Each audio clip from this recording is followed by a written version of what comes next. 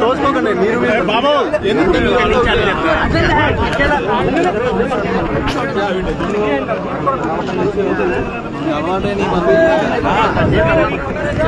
Media మిత్రులందరికీ నమస్కారం. ఈరోజు పొలుసు పార్థసారథి గారు, బొప్పల బాబుకుమార్ గారు వారితో పాటు ఇక్కడ రావడం జరిగింది. లోకేష్ బాబు పార్టీలకు సాధారణంగా ఆహ్వానించారు. అలాగే గన్నవరం నియోజకవర్గం గురించి 2 నిమిషాలు మాట్లాడదామని మేము ముందుకు వచ్చా. నా కాన్స్టిట్యున్సీలో 724 ఓట్లు విజయవాడ టౌన్లో డబుల్ ఓట్లు ఉన్నాయి. అంటే అదే పేరు అదే మనిషి.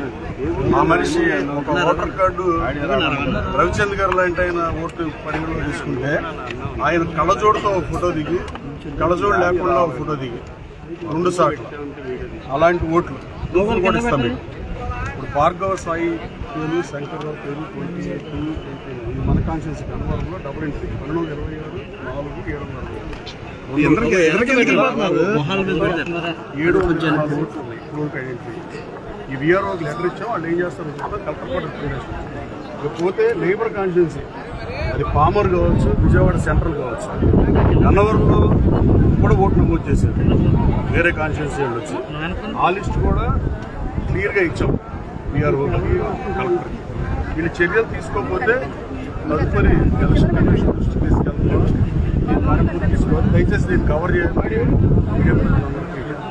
అడుగు. అలాగే గత ఎన్నికల్లో గన్నవరం నియోజకవర్గంలో దొంగేళ్ల పట్టాలు ఇచ్చిన విషయం గన్నవరం నియోజకవర్గ ప్రజలకే కాక రాష్ట్ర ప్రజలకు కూడా తెలిసిన విషయం. ఆ రోజు ఏప్రిల్ 5వ తారీఖున 2019లో ఈ రోజుకి మా డాక్టర్ గారు డాక్టర్ రామచంద్రరావు తుకారాయణ వైసీపీలో ఉన్నారు. ఆయన వెళ్ళి కేసు నమోదు చేశారు హనుమాన్ జంక్షన్ పోలీస్ స్టేషన్. ఆ రోజు నెంబర్ 2లో ఉన్న ఎలక్షన్ టైంలో దొంగేళ్ల పట్టాలు పెంచారు.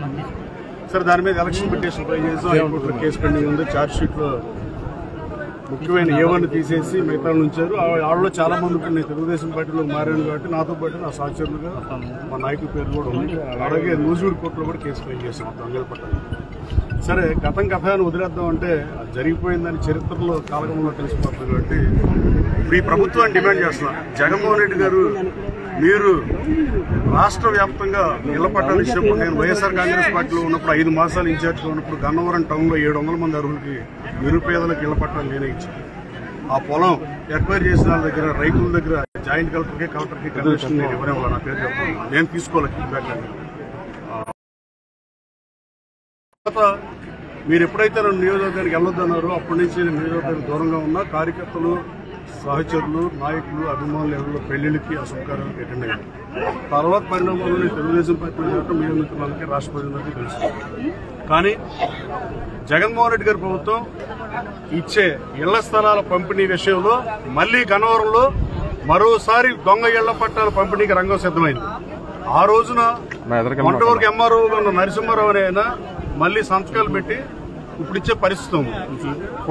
కొండలు మాయమైనవి. ఆ కొండగట్టు పొలాలు, అసైన్డ్ ల్యాండ్ని పొజిషన్ సర్టిఫికేట్ ఇద్దామని ప్లాన్ చేసే పరిస్థితి కొన్ని గ్రామాల్లో అసైన్డ్ ల్యాండ్ని, కొన్ని గ్రామాల్లో ప్రైవేటు వ్యక్తుల దగ్గర భూమి తీసుకుని మా అంగీకారంతోనే ప్రభుత్వానికి ఇస్తున్నాం, ఇప్పుడు డబ్బులు లేకపోయినా పర్వాలేదు అనే పరిస్థితుల్లో కొన్ని గ్రామాల్లో మళ్లీ దొంగేళ్ల పట్టాలు ఇవ్వడానికి రంగం సిద్ధమైంది. జగన్మోహన్ రెడ్డి గారు మీరు ఇద్దాం అనుకునేది ఇదేనా?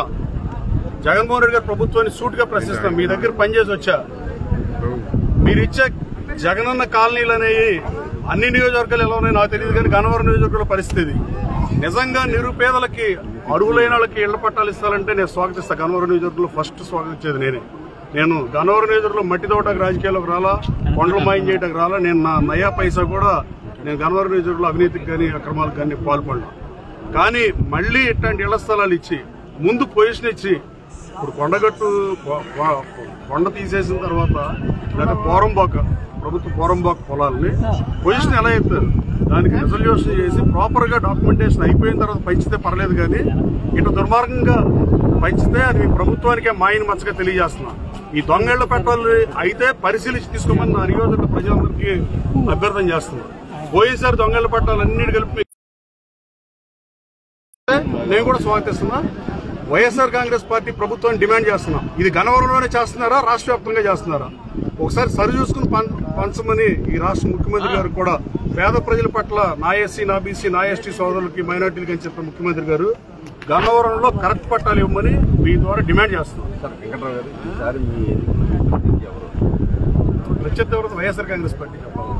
జగన్మోహన్ రెడ్డి గారు డిక్లేర్ జరుగుతున్నాయి కదా, ఎదురు పార్టీ విషయం మా పార్టీలో చూస్తాం. గౌరవంగా ఉన్నాం. తెలుగుదేశం పార్టీ అభ్యర్థులు చంద్రబాబు నాయుడు గారు, అలాగే లోకేష్ బాబు గారు, అలాగే జనసేన అధ్యక్షుడు పవన్ కళ్యాణ్ మీడియా ముఖ్యంగా ధన్యవాదాలు తెలియజేస్తాను. ఎలక్షన్ అంటే ఎవరైనా ఆడాలి. యుద్ధం ప్రత్యర్థి పెట్టాడతామా? యుద్ధం చేద్దాను ప్రత్యర్థి ఎవడైనా ఒకటే కదా. అట్లా కాకుండా ఏమన్నా ఉండదు కదా. Thank you so much.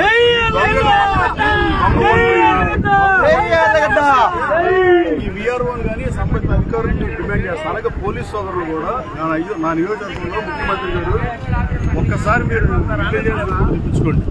Telugu Desam party కార్యకర్తల మీద వైఎస్ఆర్ కాంగ్రెస్ పార్టీ కార్యకర్తలు దాడి చేస్తే వైఎస్ఆర్ కాంగ్రెస్ పార్టీ వాళ్ళు కూడా తెలుగుదేశం పార్టీ కార్యకర్తలు sub inspector of police press meet పెట్టే దుస్థితిలో నా నియోజకవర్గం ఉంది. అంటే మీరు వైసీపీ కార్యకర్తలు కూడా తెలుగుదేశం పార్టీ కార్యకర్తలుగా మారుస్తుంటే వైఎస్ఆర్ కాంగ్రెస్ పార్టీ చూస్తే ఎలా ఉంటుందో నాకు తెలియదు. అలాగే జిల్లా ఎస్పీని కూడా డిమాండ్ చేస్తాను. నా నియోజకవర్గంలో శాంతి భద్రతను మీరు కాపాడకపోతే రాబోయే కాలంలో జరిగే పరిణామాలకు నేను బాధ్యుడు కాదు. తెలుగు యువత పటిష్టంగా ఉంది, 5,000 మందితో ఉంది. రాబోయే కాలంలో పద్దాకా దాడులు చేసి మొన్న కాసనేని రంగబాబు నాయుడు మీద గన్నవరం పిఎస్సిఎస్ మాజీ అధ్యక్షుల మీద దాడి చేశారు. రియల్ ఎస్టేట్ గొడవగా చిత్రీకరించారు, దోషులు తప్పించారు, వేరే అమ్మాయికులు తప్పించారు. అలాగే ఈడుపేట కృష్ణమూర్తి గారిని ఒంగోలులో 77 సంవత్సరాల వృద్ధులు ఇంటి మీద రాత్రి 10కి తలుపులు కొట్టారు. అలాగే నిన్నగాక మొన్న పొద్దున రామకృష్ణ తెలుగు అతని మీద దాడి చేసిన ఆ ఎస్ఐ చెప్తాడు కౌంటర్ కేసు పెట్టాడు. ఇద్దరు తెలుగుదేశం పార్టీ కార్యకర్తలు అయ్యా ఎస్ఐ గారు నీకు తెలిసినట్టు మాట్లాడు, నువ్వు కూడా వీఆర్కి వెళ్తావు.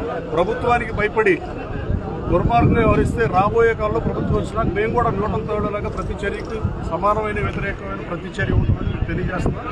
తెలుగుదేశం పార్టీ కార్యకర్తలు ఇద్దరు గొడవ పడితే తెలుగుదేశం పార్టీ ప్రెసిడెంట్ ఉంటాడు, మండల పార్టీ ప్రెసిడెంట్ ఉంటాడు, నేనున్నా జిల్లా పార్టీ ప్రెసిడెంట్ ఉంటాడు, కొనగడ నారాయణ ఉంటాడు. ఇట్లా ఎవరో ఒకళ్ళు కొందరు మేము పరీక్షించుకుంటాం తప్ప పోలీసుగా నీకు అది నీ డ్యూటీ కాదని కూడా వార్నింగ్ ఇస్తాం.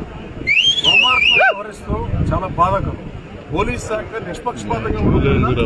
కనీసం ప్రభుత్వ పక్షాలు 60 పైసలు లేకుండా 40 పైసలు నిజాయితీగా ఉండాల్సిందిగా పోలీసు వారికి కోరుతాం. Thank you.